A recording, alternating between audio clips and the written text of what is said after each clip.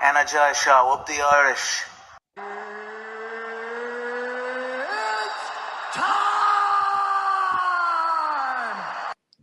Okay, what's going on, guys? And welcome to a brand new episode of Energized, brought to you by Our Kings Competitions. Ross, are you intoxicated or something? Introduce the guest, man. Today we have the undefeated Cage Warriors featherweight, hailing from Team Ryano in Waterford, the one and only Solomon King Simon. Sol, how's that dad life treating you, bud? Very good, very good. I don't have a dad, but yeah, like still lean, so I'll take it. But don't worry, I can give you my diet to get one. No bother. So we need proof, man. We've heard around Team Ryano. What are you chatting? That is a dad bod, man. Let us know in the comments: is that a dad bod or is that not a dad bod? So great to have you on. Great to have you on. Yeah, great to have you on, bud. For the people tuning in now, Solomon King Simon is competing this Saturday at Cage Warriors 179 in Rome. Sol, how's your Italian? Non-existent. But is Buongiorno Italian? Is it? I'm genuinely like Buongiorno. I've heard that it sounds Italian. I think it's not ciao. Oh, it's not ciao. Ciao. Ciao. I know that. I'm only fluent in English, Irish, and French. Oh, stop the lights. But so obviously you've had opponent changes and everything for this fight. Does that affect you? And obviously you're now fighting an Italian as opposed to, I think the person you're fighting before was Dutch. So you're now going into enemy territory. Yeah, like I think because what was it? September. Prims, I think, first. Sorry? It was a Prims, the first guy, wasn't it? Yeah, Orlando Prims. Like that was in the September 25th Manchester card. Yeah, the Manchester card, and like literally on the week of it, that's when it didn't work out. I'm not sure, probably injuries, usually whatever it is anyway. But then during that week, tried to get a couple of names, didn't work out. I was like, whatever. But I still wanted to get. I was open to get 2 more this year, but I was like, if I could squeeze 1 more, I would definitely take that. So I've been looking for a name since that one. Just kept training like standard. Got a option for London, that didn't work out, and then eventually when this came up, I was like, you know what, fuck it, I need to take a fight. I need 1 more before the end of the year. So it worked out perfectly. And like so far fight week now, no put out, so we'll make it. Amen. Amen, baby. Amen is right. And look, Sol, obviously, like, you've been perfect since you started your pro career. You know what I mean? The finishes keep on coming as well. 4-0, 100% finish rate. Obviously, this is a massive step up in competition in terms of someone's experience. So what do you think Walter brings to the table? Do you also feel like this is going to be your toughest opponent today by a long way? Yeah, no, for sure. Definitely toughest in the sense of like experience. He's like pro experience anyway. Like, cause when I looked at it, I'm not sure if he has much on the army side of things. Bro, I have like 18 MMA army fights, 10 kickboxing, a few boxing. Like overall experience, I don't think he's that far ahead of me, but the pro experience definitely matters. So, and he's well versed in that. Skill wise, it seems like most people have saying just try to take him down a good bit. So I feel like he might be a bit more willing to like stand there for a bit. But I like once I start touching him, I could see that legs shooting happening again, and then I have to deal with the same people doing the same shit. And I've been doing that forever. So like overall, he's good. Like I think I like his tenaciousness. It seems very crazy sometimes. Like he just wants to walk forward, and I'm like that opens him up to a few of my toes. Like so. It'll be good either way. Like I'm looking forward to like let's see what's gonna happen. Like experience wise, I'm not at this level. Everyone is good. Like I don't know if he has something so much magical than everyone else I've seen before. So yeah, we'll see what's up when the cage door closing that. Yeah, well, look, I can't wait to see it all. I think you've someone who have utilized your amateur experience very much so into the move to pro, and I think you're someone who has quickly started to use the weapons at pro straight away. Sometimes you see some amateur fighters move to pro and they're the elbow or the knee wouldn't be as natural that you'd see in with that transition. But you've been nailing those elbows in whenever you get the chance. Do you feel like you get more well-rounded now as a pro as opposed to your amateur career? Nah, for sure. Because I think what's even getting better is more like potent, like, because a lot of times sometimes like a mindset of like, oh, you're grappling and then it's like focused on grappling, or your wrestling is all this, or your striking is all this. I think like I'm getting better at like sort of like transitioning in between the few of them. So that's really that's what experience does, I suppose. Like you just the more reps you have in there, the better you get at it. But for sure, like I think overall my game is very solid, and I still know that there's still so much things I need to like add to it, that I'm terrified for the rest of them, because like as every fight the level is just gonna keep going up. This one I'm really looking forward to show off a few things, so I'm like open, and I think it will be able to take a few shots, so like it'll be a good chance for me to actually just explore a few more for myself. Like all of this is just, I'm using this as it's a platform for me to try to display my skill set. So like it'll last in there long enough, then we'd like just let it go. So you're just speaking about the platform there. Like, how good has it been for yourself career-wise, fighting with Cage Warriors?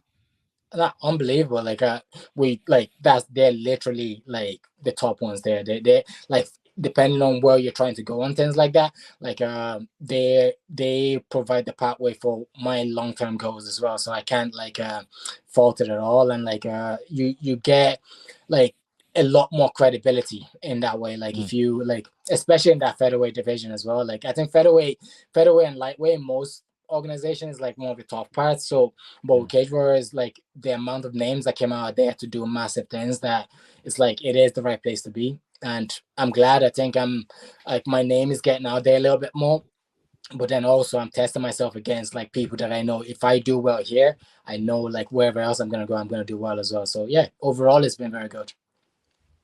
Yeah, absolutely. And Saul, tell us about the cross training, because obviously you're in team with Ryano Waterford, who are actually on fire at the moment.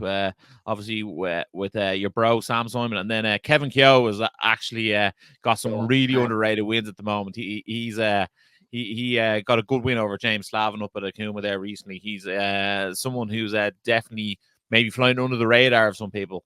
And then obviously you're up in HQ. We have Lewis Burns making his pro debut this week.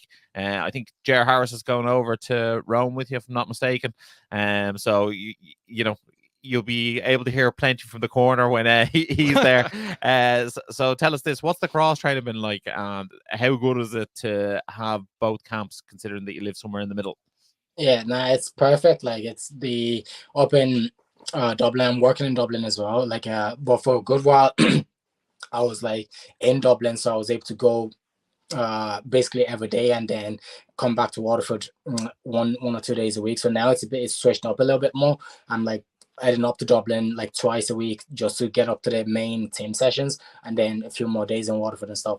Now like that's just unbelievable. Like obviously we have James there as well, like the big boys, and then you have Jared, Paddy, Louis, like there's, could start listing out names and then end up missing one person, but like there's just so many, there's so many bodies there to work with. And then when I'm in Waterford as well, like you mentioned there, Kevin, my brother there, David, there's a few other names there that it's just having the bodies to work with, and like everyone like cares about you, they want your improvement, and we all care about each other obviously, like, but we're constantly pushing each other to like, okay, do this, to like this, oh, you do this a lot, let's like try integrate that into your game a bit. And then obviously Redzer, Bill, Andy, like Neil as well, and then back in Waterford where Bobby, Thomas, like the coaches, like there's so many knowledge there that I could like pick from non-stop. Like I'm like, okay, this person gives me this person gives me, I could this, like it's just endless. And then when you have that wealth of knowledge, like things like skyrocket so much more. Like it's like you know what works a lot quicker. Like you don't have as much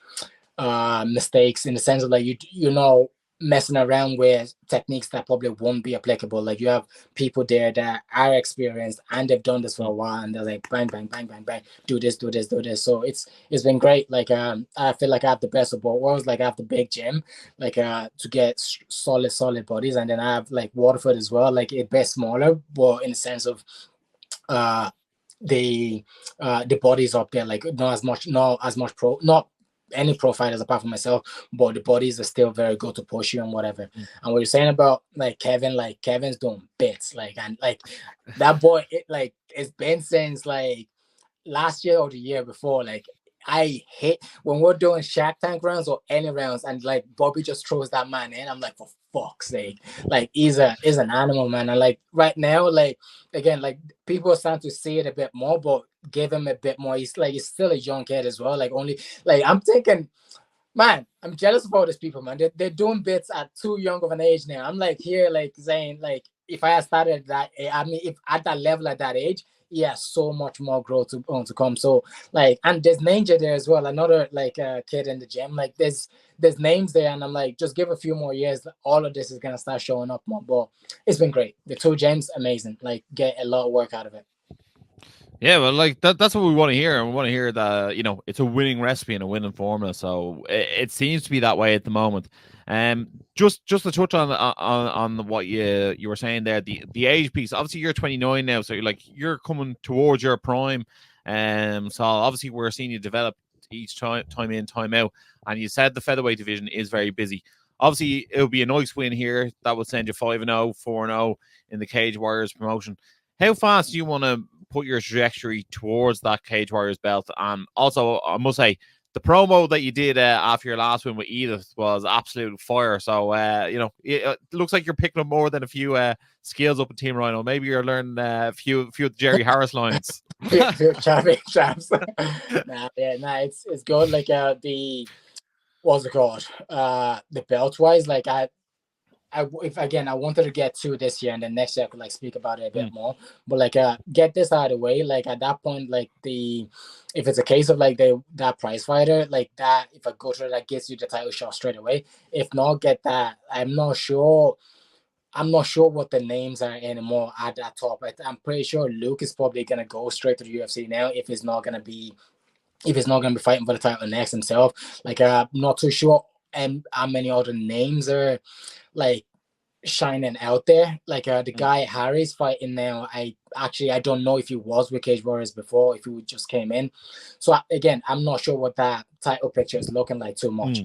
But like my vision, get this far out of the way, and next year like get that belt, and then after that, then I'm like moving on from that point on. That's how I'm looking at it right now. This far out of the way, another fight, get me something closer, and then the next one, belt really. Like was this big experienced guy give me someone else that's like closer to the belt or like number one contender kind of shit, get that out of the way, get the belt, we'll see what's up after that. But that's how I'm looking at it, but one step at a time. Yeah, well, the way they matched up with Orlando, like that, they're definitely trying to like give you a push. Ross, do you see it the same way? Man, because that would have been a really good fight. And then like I was more raging as like that he was fighting in London, and I was looking to fight in London. So like I got matched in Rome previously looking for. I was like, and then I saw he got matched. I was like, the fuck can't I get that one back or whatever? Because like that would have been like a nice trajectory. Like it was a title contender. Look, that's whatever. But look, it is what it is. My story is gonna work out whatever way it's gonna work out. I'm just gonna follow along. Yeah, Ross, would you see it the same way? Yeah. Yeah, well, absolutely. I think I like what Saul touched on there about a prize fighter, because if you think about it, it looks like Luke Riley's probably going to go to the UFC next. If Harry defends his belt, he might also get a chance to fight in the UFC. I'd love to see them then do a prize fighter with some of the top featherweights. And not only do you win the 50K prize, you also win the belt. You go home as champion. Put everything on the line. I think that's a good shout to make it happen. And I think that could be a huge show. Also, like I feel like Cage Warriors are going to come back to Ireland in probably the first half of 2025. So I'd love to see. I feel like obviously it's a no-brainer. James will be the main event defending his belt. But like, if that prize fighter doesn't come about, well, then I'd love to see Saul with the win in Rome and a number one contender slot in a co-main event, because I feel like not only being 4-0 then going 5-0, but the amount of finishes, like that's what people are looking for. You know what I mean? Like, Solomon King Simon is the fighter Dana White's looking for. You know what I mean? A young fighter who is going in there and finishing fights, like that's what he's looking for. Like, he's ticking all the boxes that he needs to tick, and he's facing step ups in competition each time, and he doesn't say no to anyone. So So you're on a trajectory like there's no tomorrow, and those promos are getting better, and that's what we're all here for. Yeah, he's doing great bar the dad bod. I listen. I like give me after Christmas we might have that conversation again. Like when that comes around. Moving up to heavyweight. Hey, Absolutely, and I was right, wasn't it? Bobby and Jer going over with you to Rome. yeah, that's right. Yeah. Now, have you spoke with your fiance? Will you be allowed to go out for a party after this win? Because that Harris boy knows how to party. Hey, listen, the stories I've been hearing, like the stories we've been hearing online, but the stories I've been hearing in the gym as well, that it scares me too much, man. I don't think I could keep up with that. I don't think I could keep up with that shit, man. Like I'll come home in crutches or some shit, or like with no limb somehow. But like nah, like I'm like sure like I get through the fight, and then I think we're back on the Sunday. So Saturday night really is the only time there. So we'll see what happens. But like I'm not as big on the party as they would be. I want to get back home to the family quick. I'm a family man now, you know.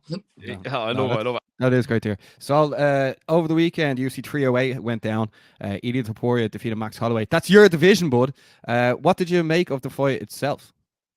Unbelievable. Like Ilya is like so like he's basic, like and not basic in the sense of like oh he's not good, but basic in the sense of the skills he used. He's like a jab and a right hand, but he like so patient with it, like pressures you slowly, feinting slowly. I like watching it. And Max was doing really well. I thought Max was like touching whatever, but when you have that power as well, like you still have to learn how to deliver it. I mean, you still have to be able to deliver it, and like he's amazing at that. But I thought Max was showing a good bit more, like through a bit more kicks, through a bit more angles, different things like that. But it doesn't matter when he's just slowly suffocating you, gets you behind that like black line, and you're like you're in trouble, like kind of shit. So, but like I thought it was very good. Like I can't really deny him, and like Max as well. He's still doing bits. Like so it's like that's not like the end of Max in any way. Like he's still great. It's just like Ilya is the man right now. So like you can't really have any arguments against him. Yeah. Did you think it was going to go that way beforehand?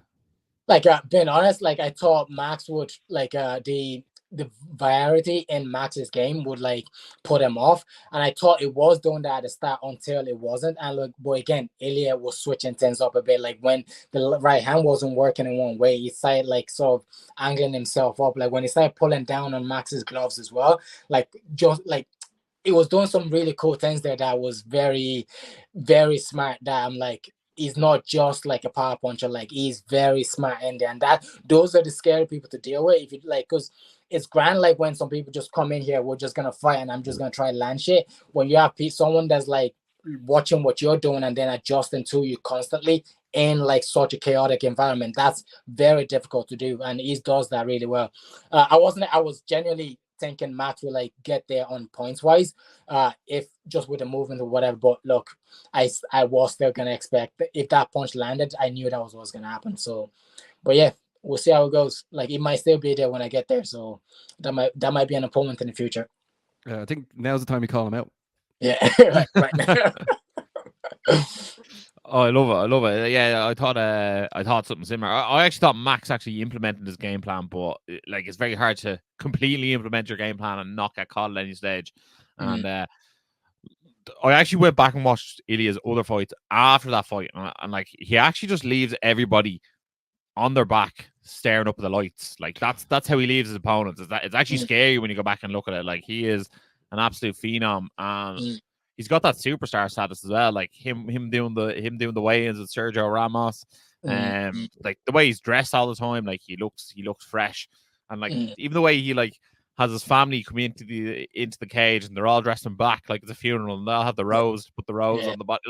Like these are things that like are so well thought, planned out in advance that like this guy is just out there to deliver, and he delivers every single time. I don't think any of the featherweights. I don't think if you rematch Max, I don't think if you rematches Volk, I don't think Diego Lopez, I don't think any of these guys are beating him. I think he's there for a long time. Yeah, well, until Solomon King Simon. Until Solomon gets in. Yeah. Yeah, well, the thing is, Ilia Topuria also fought in Cage Wars as well for people that weren't aware. So, so you're on the right track. That's exactly to go exactly where you want to go. For the people tuning in now, as we said, make sure to tune in on UC Fight Pass. Watch Solomon King Simon fight on Cage Warriors Rome 179. So for the people who love a bit of a bet, like what are we backing on this weekend? I am looking for a finish standing. I want a KO. Like all these people trying to take me down and I end up like submitting, but I want to like put someone out. But look, all I'm doing, I'm just going in there, pressing him from the very get go, and like he likes to come back forward. I think that he might walk onto something doing that, but I don't see him doing that for too long. So like no matter how long it lasts, I'm gonna keep hitting him until I take it. So whatever way that is, if it's on the ground or if it's standing, but ideally I want that fist. Oh, do you know, Bill McCann said your takedown defense wasn't on point for this camp. hey, we'll see. If it shoots, my triangle's getting better. I might be like throwing submission off from bottom. Jeez, if you pull guard now, you'll be kicked out of the gym. Well, Saul, we want to thank you very much for your time. We wish you best of skill this weekend, and we'll let you get on with the rest of your day. But cheers, thanks very much. I appreciate that. Energized Show, up the Irish. So Ross, that was Solomon King Simon, your favorite king. Yeah, absolute gent of a man. Big fan of his work, and obviously, look, he's on a massive trajectory at the moment. He's 4-0, as he's had 4 finishes. Oh, I can't wait to see him in action. Massive step up in competition from. Let's go, let's see it. You know, I can't wait to see the behind the scenes of the after party as well. Yeah, absolutely wild stuff. And then obviously, on that card as well, Conor McCarthy makes his Cage Warriors debut. Obviously, he fought on Cage Legacy as a pro, and this man is probably one of the hottest prospects that the amateur scene has ever seen. Obviously, he had a great success in the IMAF scene, and also great success on the regional scene as well. So Conor McCarthy is definitely one to look out for. I think he finished with an 11-2 amateur record.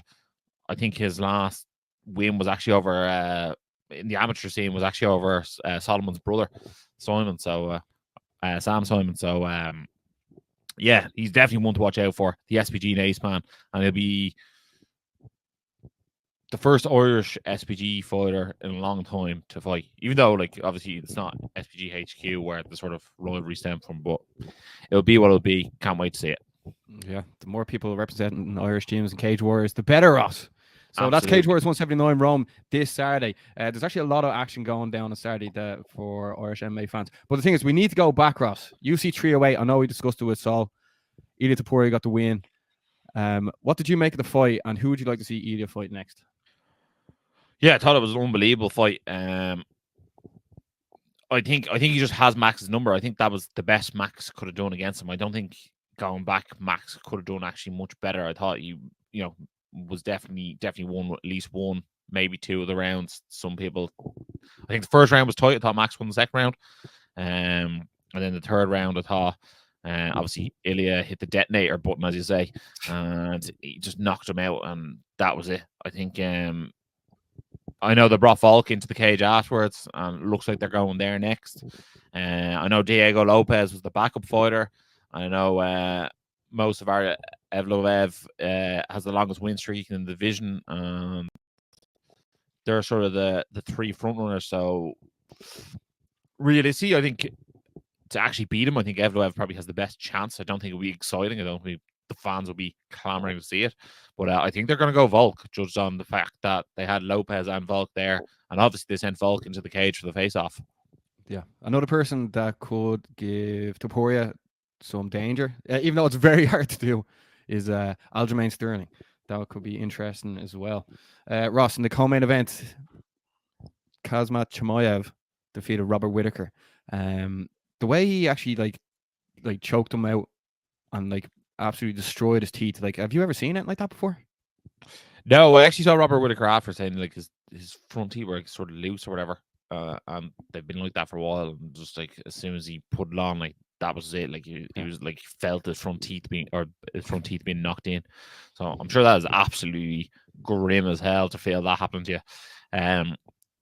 Hamza is he's just a different animal. I think people were doubting him coming into the fight as he got too comfortable. People weren't too sure on his way in whether that way in was legitimate or not. It seems like the Dagestanis seem to get a lot of leeway in Abu Dhabi. Obviously he declared that his hometown afterwards, so they're going to be all for him. Also, the weigh-ins were supposed to be an hour long, and they got changed to 2 hours, and he was the last one to weigh in. Just a few sort of grey areas there in the build-up to the fight. But look, when it came to it, and the two men entered the cage, like, I can't believe how amateur he made Robert Whittaker look. Like, he absolutely dove on him. He was on him like a wet blanket. He was. There was no getting him off. And look, he took his back and got the finish, and a bit of ground and pound in the meantime. But even like his shot, like, it almost looks like desperate, if you know what I mean, the way he like dives so low, but it's so effective. It's such a unique style that he has, but it's so exciting. It's so exciting. From the moment he steps in the cage, you're like, I can't wait to see what's going to happen. And look, he demolished Robert Whittaker. There's no other way of putting it. Yeah, no, it's a scary dude. Who'd you like to see Kazmat take on next? I want to see him fight Drickus. I know Sean Strickland has said that he's already locked in, booked to fight him, I think, in January, February. But I don't really need to see Drickus versus Strickland again. I want to see Hamza versus Drickus Duplessis. Yeah, but I think if that fight is locked in, I want to see co-main event of Strickland versus Duplessis. I want to see Israel Adesanya versus Hazmat Moyev. That's the fight. Jesus. That fight alone could be a main event for pay-per-view without a title. And it's very rare you can play that nowadays. Yeah, see, I think there's issues with Kazmat fighting in America, and like, I don't think Adesanya is going to be absolutely dying to come back and fight him. Like, but at the moment, with the landscape in the middleweight division, there is no real strong American middleweights that you'd be dying to see fight in America. So therefore, like, you're Strickland.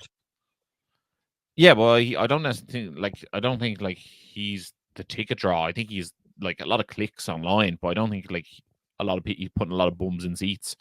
Depends where you have the event. Yeah, but I think if you put Whittaker on in Australia, big draw. Yeah. You put Adesanya on in New Zealand or Australia, big draw. Or anywhere. You put Drickus Duplessis on in South Africa, massive draw, massive event. You put Hansat on, like, anywhere, effectively, massive draw. Yeah. You know what I mean? Or is he anywhere, massive draw? So, like, obviously they're going to go to Riyadh a lot more. You can tell by the way things are going. Yeah. There's going to be more fights in Abu Dhabi. They're going to be going to Australia. If Drickus is fighting Strickland, like, his next fight could be in South Africa. You know what I mean? There's loads of places where all these fights are going to happen that aren't going to be in the States. So, like, I don't think it's as much a problem as you think. No, and I saw someone tweet saying, like, how can someone become a superstar and not fight in Vegas? But I know Anthony Joshua fought in the States, but none of his States fights have ever been his biggest fights, and he was a big draw. I think he lost. I think he's only fought in America once. Yeah, he fought Ruiz, didn't he? He lost. Yeah. Yeah, but the great thing about the fights being on in Saudi Arabia is the fact that, like, it's great timing for us here. Oh yeah, big time. I mean, the Vegas times are like, they kill you. Also, Magomed Ankalaev won by decision. Leroy Murphy won by decision, and then Ross Sahara Magomedov, aka the Bullet, won by Shara Bullet won in the second round. Do you think he's the scariest looking fighter in the UFC right now? Absolutely. Well, we were already saying before we record the podcast, if you had to be a cellmate with Hamza, Topuria, or Shara Bullet would be bottom of the list. That man is absolutely terrifying, and he has one eye. And the fact that he did like a double spinning back fist, I've never seen someone do a spinning back fist into another spinning back fist. It was probably one of the most impressive things you'll ever see. Like, that is a KO of the year contender. Yeah, man. This card is full of very scary people. And we don't get scared like, easy. this is one of the best cards of the year. Like, that Orbloy versus Rebecca fight was something else. Obviously the main event was something else. That Sharabullah finish was something else. Hamzat finish was something else. Like Lerone Murphy versus Ige was a great fight. Like all the fights were absolutely class. Like this is one of the best cards of the year. Yeah, we don't say it that often. No. And the good thing is for absolute MMA degenerates is the UFC's back this weekend. Brandon Moreno taking on Almir Albazi. In the co-main event, Aaron Blanchfield is fighting Rose Namajunas. Ross, in the main event, what way are you leaning, Moreno or Albazi? I don't know. I think Moreno sort of went 1 foot out, 1 foot in. He sort of took a elongated break. I've seen that work for some people. I've seen that go against some people. I'm going to say Albazi. I think Albazi's like one of those people who doesn't have the most exciting style. No one's going to see an Albazi interview, so he has to go the long road to the title. And I think one more win here against Moreno, and he'll get a title shot. And I think that's what we're going to see. Okay. Moving on then. Like we just have to touch on this, Ross. SVG Ireland's Stephen Costello flew over to fight on Eternal FC in Australia. Got there to fight for the interim welterweight title, and his opponent missed weight by 9 pounds. After it was described that Stephen Costello didn't want to take the fight, but like 9 pounds, Ross, come on. Yeah, I think afterwards it was described as Stephen Costello turned down the fight, which is not how I would phrase it. I think at the end of the day, his opponent missed weight by an extraordinarily large margin. He was nearly a weight class above, like, let's call a spade a spade. And I think, the height of unprofessionalism, especially considering he was traveling that far around the world. So, look, I hope Stephen Costello gets it. I think he's down to fight now on Eternal in Sydney on the 8th of February. So, I hope he's getting a title shot, because at the end of the day, that's what he was fighting for. That's what he deserves.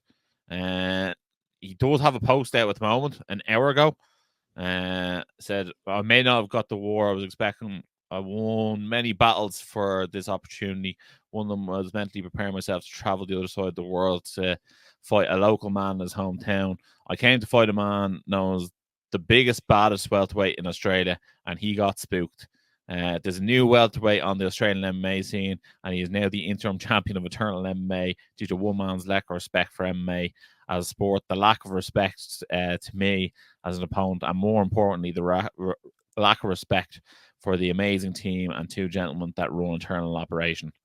So looks like he says many positives come from this trip, and I have met some amazing people and made some friends from this experience. The winner of this fight was to defend the title or fight the champion in Sydney on February 8th. So it looks like he might be getting that opportunity. Now I have the opportunity the night before the UFC in Sydney, 12 weeks to prepare for the biggest audition. So looks like he's going to fight for the belt in February. That's what he deserves. That's what he would have got if he won this fight. And I think his opponent, by missing weight by that much, might as well DQ themselves. Hopefully that wasn't too long of a ramble. But Stephen Costello, probably an unsung hero in Irish MMA. I know we might use that phrase a bit too lightly, but he is someone who goes under the radar a bit. He does fight on probably not the mainstream shows that others would fight on, but the juggernaut brings it every time. Yeah, he's the welterweight champion of Fight 2-1 as well. I think he won that in Spain, if I'm not mistaken. Also, well, you know what's it's funny. It's funny how you go over there. Your opponent misses weight by that much, and you're like, "Fucking hell, man!" And then all of a sudden, another opportunity comes up. You're going to fight the day before UFC in Sydney. Like, yeah, big time. The world is a crazy place. Sunday, Levels Fight League went down. Tiernan Loughrane got the split decision victory. I think unanimous, actually. Oh, unanimous decision victory. My bad. Ross, Tiernan Loughrane, we had him on the show last week. He now moves to 3-0. He's also a free agent now. He is. Look, Tiernan wasn't that happy with his performance. Spoke to him afterwards. He says he has a lot to learn. Told him, look, better off having a lot to learn getting the W than taking the L. So, look, the first round was quite a bad round for him.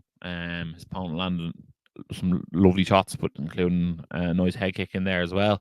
But look, Tiernan showed like he has a lot of grit. He has a lot of determination. And he came back out and won rounds 2 and 3. I know there's a lot of hate online from his opponent and his fans saying that that was a robbery. I think people were saying he bought the judges or whatever. I can guarantee you that's not true. But yeah, people just need to learn that, yes, Tiernan lost the first round, but the fight is scored on, 5-minute intervals of combat sports. So whatever you did in round 1 is totally eradicated for round 2. And then whatever you did in round 1 and 2 is totally eradicated for round 3.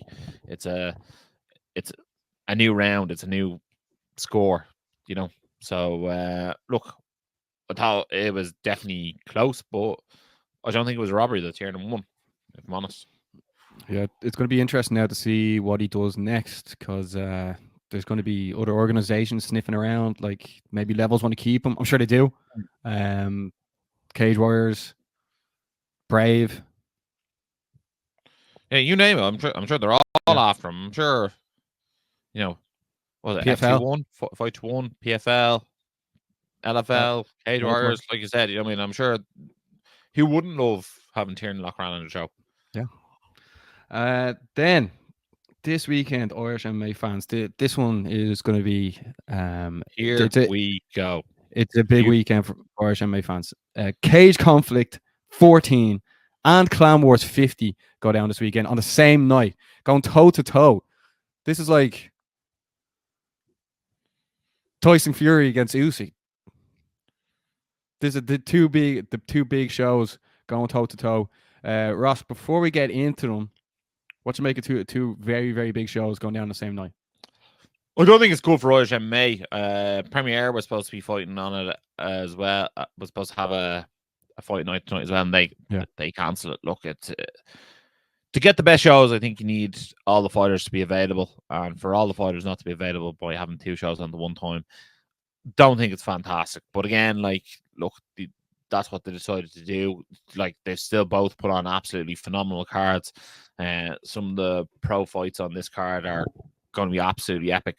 I can't wait to see it. I think it's going to be definitely one to remember. I think Mario Di Stefano versus Corey McLaughlin, both making their pro debuts, I think is probably one of the best pro debuting fights that the country's ever seen, for 2 lads to make the debut against each other.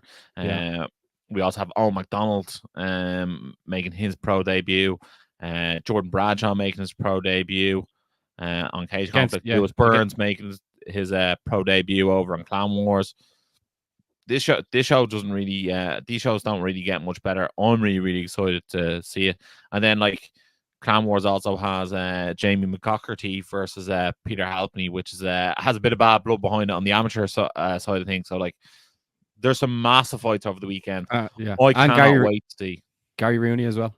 Gary Rooney's also making it. Well, he's not making his pro debut, but he's fighting pro as well, and he is an absolute elite fighter at flyweight. So I can't wait to see them all. This is going to be a show. These are going to be 2 shows that people are going to have to get 2 screens for this to be multi-broadcasting it, because these shows are absolutely whopper.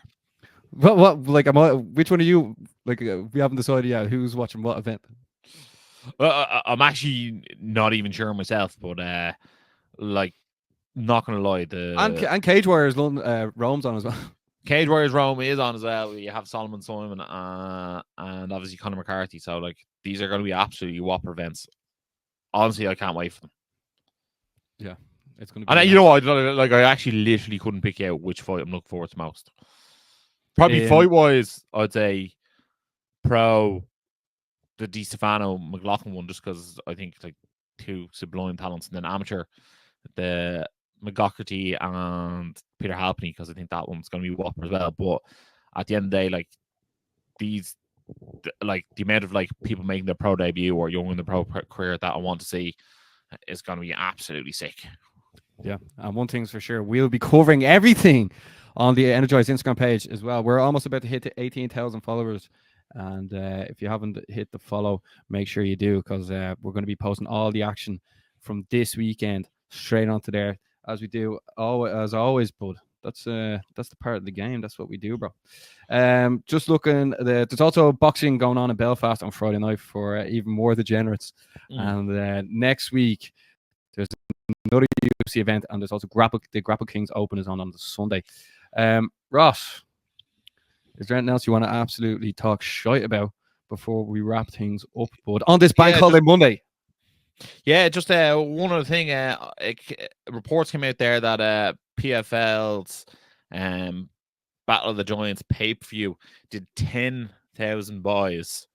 I bought it. Do you know why I actually bought that? Yeah. Yeah. But like, obviously not a number that to be boasting about. What do you make of that number if it's true? And what can PFL do to change the perception that they are a pay-per-view show?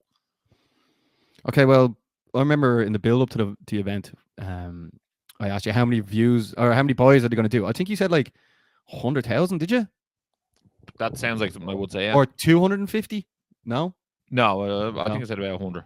If Okay. I remember correctly. And then 10,000 is absolutely frightening. Now, most of the time, I get the links online, but because I couldn't have, like, I was watching the TV and I was like, here, I'll get it. When Halfson watched it, like, you know, Paul was there. You want to watch it on the TV and stuff. You don't want any lagging. That's when the fights are that important. And then you hear 10,000 buys when people they're saying this is the biggest fight in the world, which I didn't believe is true because Stipe Miocic is fighting John Jones. Like, I mean, John Jones is bigger than any fight that any other organization can put on. Even if you think about it, John Jones potentially fighting Tom Aspinall would be bigger than Francis Ngannou against anyone in the PFL. Yeah. But 10,000 views is 10,000. I mean, 10,000 buys is 10,000 buys. Now, obviously, more people watched it online, like kids these days, or even like adults these days. Know exactly. Yeah, obviously, links. It was well watched. Like, it was well watched. Like, they're like, I mean, when you put Ronaldo in your clips and share them around, it's going to go super viral as well. Yeah. I love the way UFC try to combat that by bringing out Sergio Ramos there. Also, Edith Taporia, by the way, is the BMF champ as well now. But what do I make of that overall? That's very worrying for what PFL are trying to achieve. Because some of the fights were great, and like it's different if people spent like only 10,000 people bought that card and the card wasn't good, but the card was very good, and still that was the number. I don't know. I think people are just more invested in the UFC brand, and they just see as everything else as second best. And like, if people have that, it's very hard to change people's minds on that. Yeah, I also think like they need to go above and beyond in the build-up for their fights.